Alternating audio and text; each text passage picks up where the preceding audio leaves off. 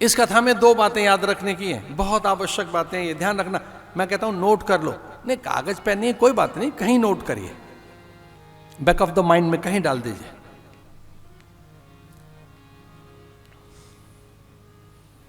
पहली क्या है? संभवामि युगे युगे, उसके हर पलाहट आने की, विचार बनकर, ज्ञान बनकर, प्रयोग बनकर, वो संत बनकर आएगा, गुरु बनकर आएगा, माता पिता के आशीष में आएगा। वो आएगा क्या करने के लिए?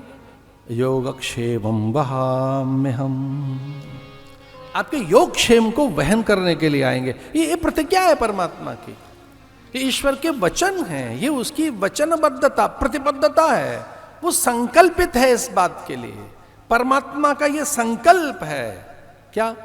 योगक्षेमं वहाम्यहम्, योगक्षेम वहन करना, धर्म की सिद्धि करना, आप में अद्भुत प्रयोग होते रहे, आप सत्संकल्प के साथ लगे रहें, इसकी रक्षा वही करेगा। इसे वो है साथ में, अलग नहीं है, विलग नहीं है, दूर नहीं है, और राम तो उससे दूर नहीं। वो देखने वाली जो दृष्टि है वो नहीं है। ऐसे कथा हमें दृष्टि देती है। कथा दो चीजें पकड़ाती है हमें, एक तो हमें दृष्टि देती है और दिशा देती है।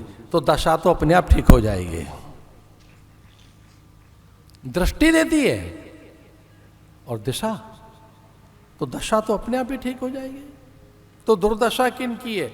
जिन्होंने ठीक दिशा नहीं पकड़ी है, जिनके पास दिशा ही ठीक नहीं है, जो ठीक दिशा में नहीं जा रहे, ठीक डायरेक्शन में जो नहीं है।